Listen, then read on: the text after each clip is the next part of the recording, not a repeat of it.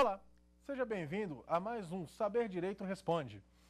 Hoje temos a participação dos acadêmicos de Direito, Ricardo, Isabel e Emerson. Passemos às nossas perguntas. Professor, por que as empresas transnacionais possuem um grande interesse na formação dos blocos econômicos? Veja bem, Ricardo, nós temos dentro da atividade econômica do Estado o interesse na atividade de integração. Essa integração parte dos princípios relacionados ao volume comercial que essas empresas podem desenvolver dentro das atividades comerciais em conjunto. E os blocos econômicos são formados basicamente em razão da sua localização geográfica. Essa atividade econômica, essa atividade comercial vem se favorecendo, vem facilitando o comércio por causa da proximidade. No entanto, não são blocos econômicos apenas aqueles que estão próximos geograficamente. Tem a possibilidade de participação de outros membros distantes. No entanto, as empresas multinacionais, as grandes empresas que fazem essa atividade de comércio internacional, se interessam muito pelos blocos econômicos. Por qual razão? Os blocos econômicos chamam a atenção pelo volume de comércio que eles podem oferecer àquelas empresas. Uma vez que um desses estados, membros do bloco, participa, realiza algum negócio jurídico com uma grande empresa, ele abre procedimentos, ele abre portas, por exemplo, ele derruba barreiras tarifárias ou não tarifárias para facilitar a entrada daquela empresa. E aquela empresa tem o favorecimento não de um país, não para realizar um acordo bilateral, mas sim um acordo multilateral. Essa é a principal vantagem que nós temos dentro da atividade dos blocos econômicos e a visibilidade das empresas transnacionais, multinacionais, grandes empresas. Professor, qual a importância do Mercosul para os países a ele integrados? Mercosul. Como conversamos, Mercosul tem um favorecimento dentro dos países sul-americanos que são membros. Nós temos hoje os membros Paraguai, Uruguai, Argentina, Brasil e, recentemente, a Venezuela. Qual que é a importância do Mercosul?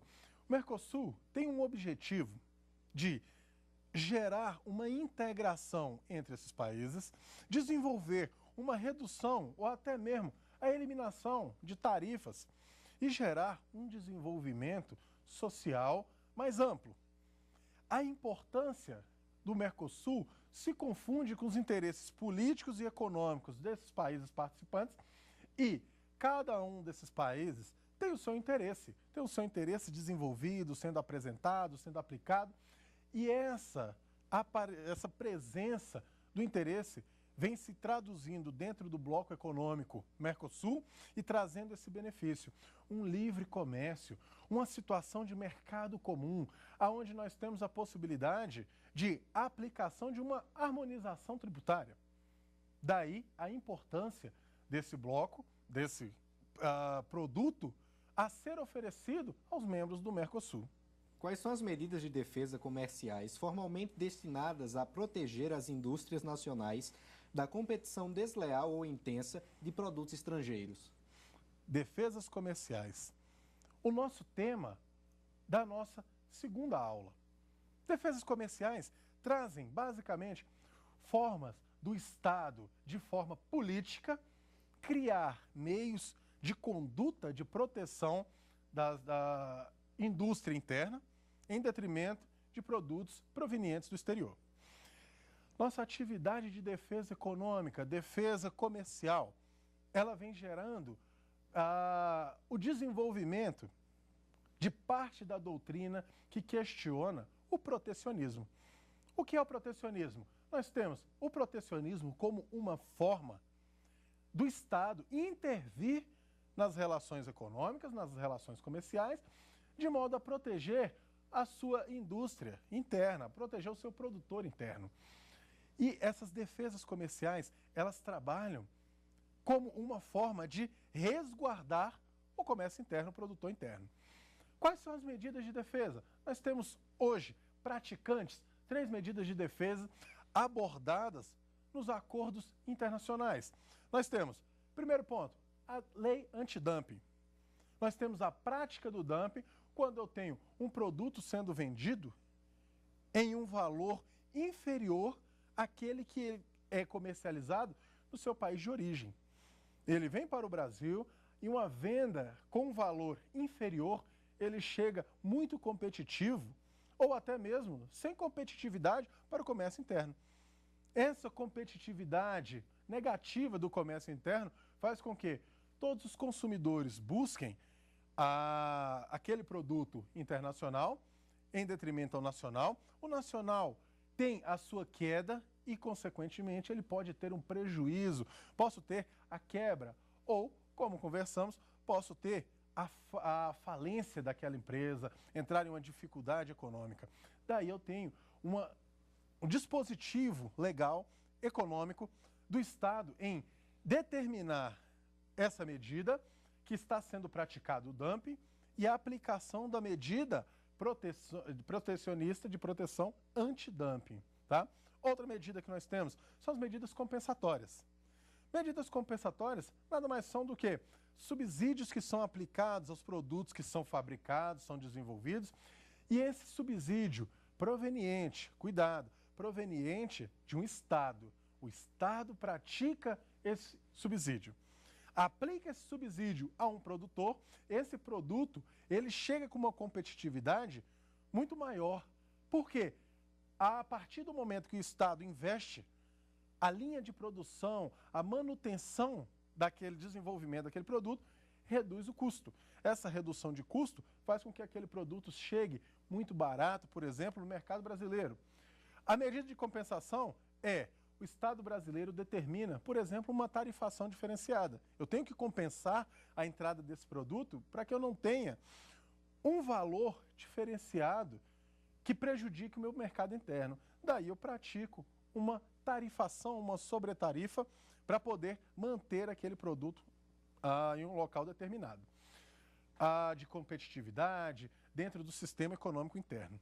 Por fim, nós temos as medidas de salvaguarda. As medidas de salvaguarda são utilizadas dentro do sistema temporário, dentro de um sistema onde é aplicada em um produto específico. Eu tenho a salvaguarda sendo utilizada como uma medida, por exemplo, em um momento específico de crise de um país, aonde um produto, ao entrar no país, ele pode trazer um prejuízo, ele pode trazer um dano àquela sociedade ou àquele mercado. Daí são criadas essas medidas. Pode ser uma sobretarifa, pode ser uma limitação de quantidade ou de qualidade de produtos. Então, essas salvaguardas também são uma medida de defesa econômica. No que diz respeito a essas defesas comerciais, basta constatar a existência do dumping ou de subsídio nas importações para aplicar essas medidas de proteção? Não. Nós temos que, primeiro, fazer uma análise do nexo causal, da situação prática, fatídica, de qual aquele produto entre no Brasil e eu demonstre aquele dano, e ainda eu tenho que aplicar aquele dano e demonstrar a possibilidade de resultados que ele venha a favorecer, que ele venha a criar. E esses danos, esses favorecimentos, deverão ser aplicados através de uma investigação. Será exercida uma investigação de modo técnico, caracterizado toda a análise, toda a causa específica e a fundamentação para que aquele dano possa ser efetivado no mercado brasileiro. Então, eu não tenho unicamente uma demonstração, tenho que fazer uma fundamentação.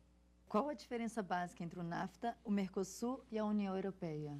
Nós temos hoje o NAFTA como sendo uma área de redução ou eliminação de alíquotas aduaneiras, aonde esse sistema ele pratica basicamente uma facilitação de mercadorias. Então, essa facilitação de mercadorias específica dos países da América, tá? Aonde ele vai determinar a nossa utilização, a nossa prática específica. Quando a gente chega dentro de uma visão, por exemplo, do Mercosul, o Mercosul já tem uma visão mais ampla. A visão do Mercosul já é trabalhar, por exemplo, sistema aduaneiro, uma coordenação de políticas econômicas, aonde os estados se comprometem em políticas econômicas E ainda, a gente tem uma abrangência, por exemplo, na situação social. Nós temos uma abrangência no âmbito social, no âmbito do trabalho, no âmbito da previdência social. Quando chegamos a uma análise da União Europeia, nós temos uma visão que a União Europeia já tem uma política monetária, já tem um avanço maior, já tem uma busca pela política social, política monetária, uma unificação. Essa é a tentativa. E nós temos essa diferenciação. Um parte basicamente da circulação, outro parte da situação relacionada a comércio, sistema aduaneiro, trânsito de pessoas e, por fim, a União Europeia, nós temos um aumento, aí, um acréscimo das políticas econômicas, sociais e monetárias. Dessa forma, nós encerramos o primeiro bloco e partimos para um rápido intervalo. Aguarde aí, nós já voltamos.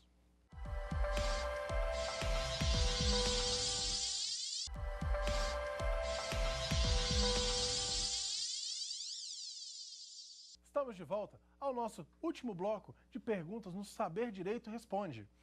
Retomando as nossas questões, nossas perguntas, nossos acadêmicos de direito, repasso a uma pergunta do nosso acadêmico Emerson. Quais as finalidades da OMC e quais benesses ela traz ao comércio mundial? Veja bem, Emerson, nós temos a OMC como um organismo internacional, uma organização com personalidade jurídica. Essa personalidade adquirida através dos acordos internacionais dos países consignatários, nós temos 159 países participantes. E qual que é a importância da OMC? Nós temos mais de 90% da população mundial inserida nas ordens da OMC.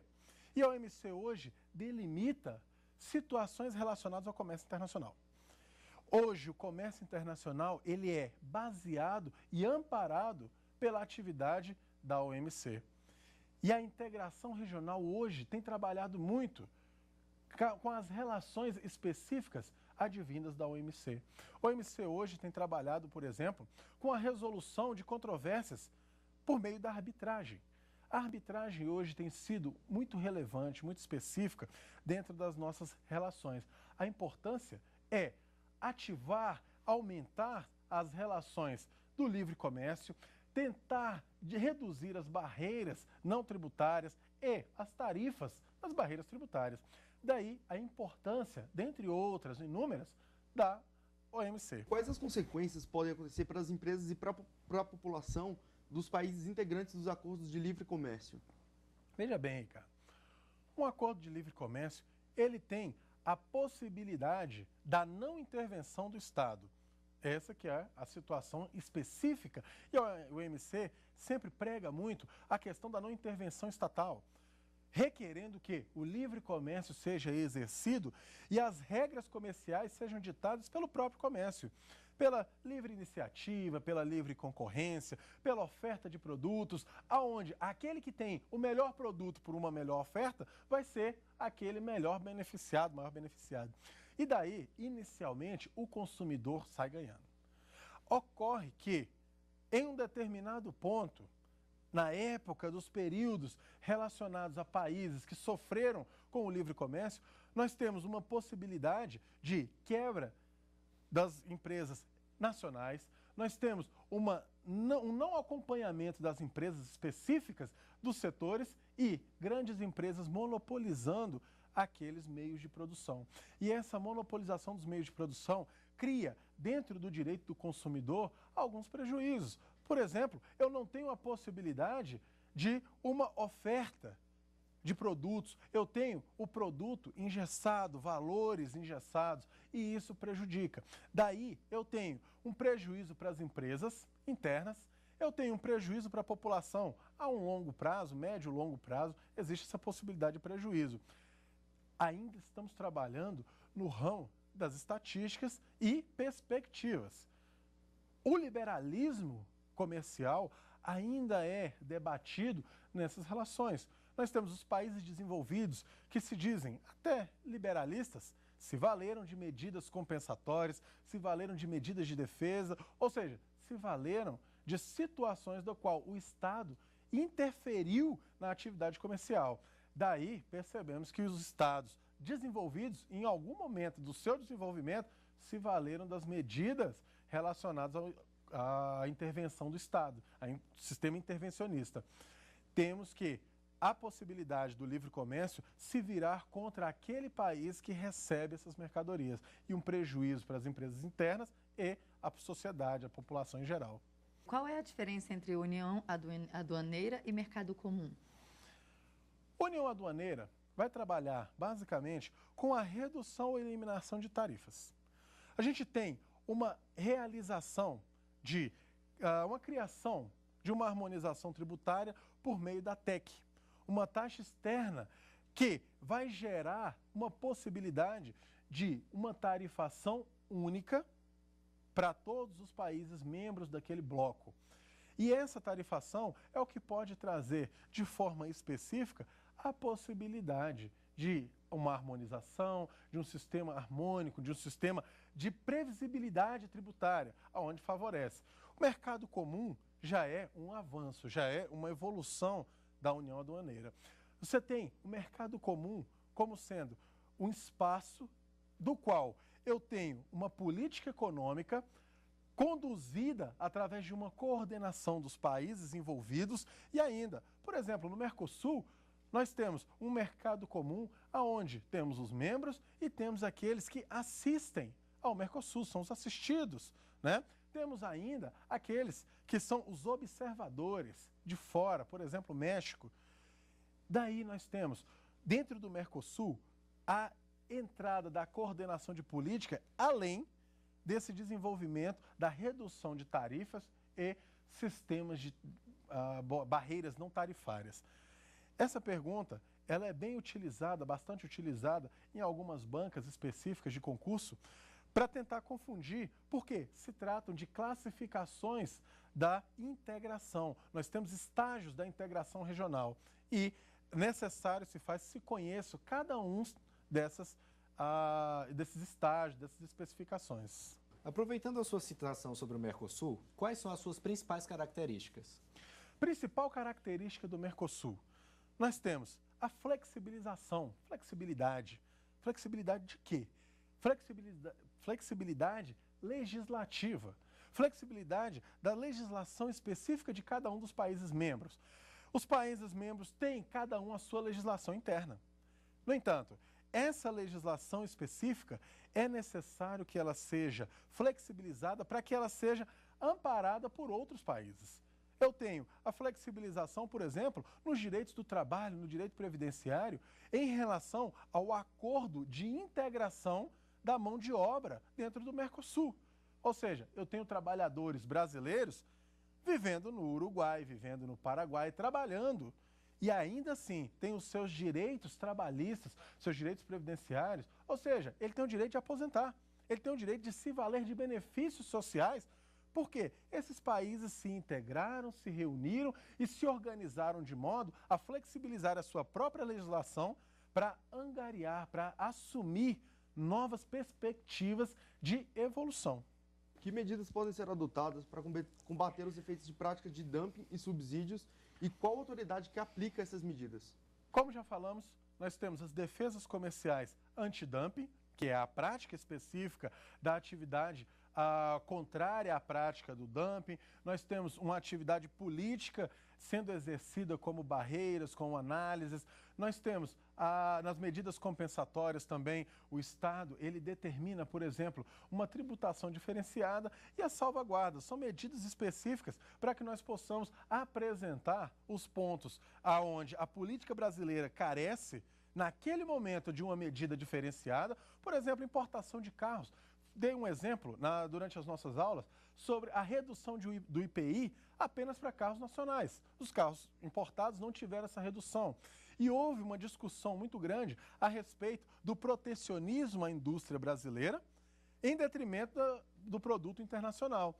E foi necessário, naquele momento de crise, que houvesse um fortalecimento, um aquecimento no consumo interno, para que pudéssemos sustentar a crise internacional que estava rondando. Hoje nós temos aí uma certa estabilidade econômica e acredito que esse movimento, essa medida de salvaguarda foi capaz de nos sustentar.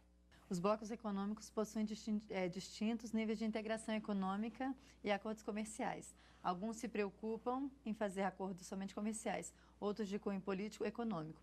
Sendo assim, cite os níveis de integração dos blocos econômicos e explique-os. Os blocos de integração econômica, nós temos os regimes aduaneiros, integração aduaneira. Como já falei anteriormente, nós temos meramente uma necessidade, um interesse de redução das tarifas. Nós temos mercado comum, aonde eu aumento, eu classifico a minha união, a minha intenção, não só com a redução de tarifas, mas também com a coordenação de políticas econômicas, a coordenação de tentativas de harmonização tributária, a escolha de produtos, aonde países determinam quais os produtos necessários que vão produzir para poder facilitar, reduzir custo, melhorar a mão de obra, facilitar o trânsito, livre acesso de pessoas, de trabalho, de mão de obra, de serviço. Nós temos também as regiões específicas de união relacionadas, por exemplo, à União Europeia. Nós temos uma união específica relacionada à atividade política monetária, aonde essa atividade política, ela decorre de um aumento, de um favorecimento de integração social, econômica e monetária, tá? Nós temos também a integração econômica total, aonde temos a possibilidade de aplicação de uma política econômica integral a todos os participantes. Todos aqueles que participam, todos os membros participantes dos nossos blocos econômicos terão a mesma regência, terão a mesma moeda, terão a mesma política e provavelmente terão o mesmo regime político. Dessa forma, encerramos assim esse bloco de perguntas e o nosso programa Saber Direito Responde. Agradeço a presença dos nossos acadêmicos Ricardo, Isabel e o Emerson. Nos colocamos à disposição de suas dúvidas por e-mail e até mais, nos vemos por aí.